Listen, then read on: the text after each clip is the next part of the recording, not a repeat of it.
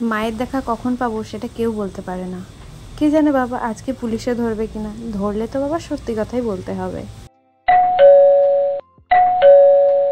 Hello everyone, welcome back to a new blog and my channel. আশা করছি তোমরা সবাই ভালো আছো, সুস্থ আছো, আমিও ভালো আছি।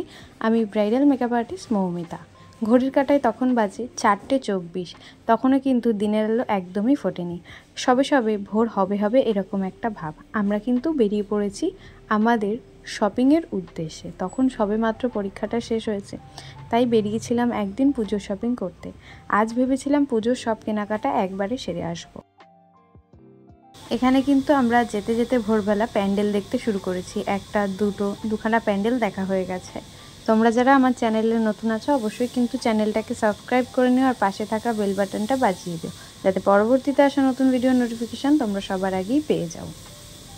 এখানে কিন্তু 3 নম্বর প্যান্ডেলও দেখে নিলাম। আর আমরা কিন্তু যেখানে শপিং করতে যাচ্ছি তার অনেকটাই কাছাকাছি চলে এসেছি। এখানে কিন্তু আমরা পৌঁছেও গেছি যেখানে আমরা কেনাকাটা করব। আর দেখো কত শাড়ি আর কত ভিড়। অবশেষে কিন্তু আমাদের শপিং যা যা করার ছিল সেগুলো করা হয়ে গেছে। এখন আমরা বাড়ি ফেরার উদ্দেশ্যে। তোমাদের পুজোর শপিং কার কত দূর সেটা জানাতে ভুলো না। এই ভিডিওটা করেছি অনেকটা দিন আগে, দিতে লেট হলো কারণ আমি কিছু কাজের মধ্যে ব্যস্ত আছি, তাই ভিডিওগুলো দিতে একটু লেট হচ্ছে। তোমরা ভিডিওগুলো একটু ভালোবাসা দিও, তাহলেই তোমাদের জন্য ভিডিও আনার অনেকটা সাহস পাবো। তো তারপর আমি বসেছিলাম পেছনে, পাশে ছিল মা আর তার পাশে ছিল আমার এক বৌদি আর সামনে ছিল আর একজন কাকি।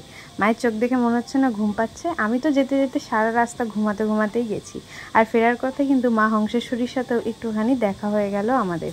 তো আজকের এই মিনি ব্লগটা এখানেই শেষ করছি। কিছু ভালো লেগে থাকে তার জন্য অবশ্যই লাইক শেয়ার সাবস্ক্রাইব করে দিও। নেক্সট ভিডিও দেখা হবে, ততক্ষণ অবধি ভালো থেকো, সুস্থ থেকো। Till then take care, tata, by.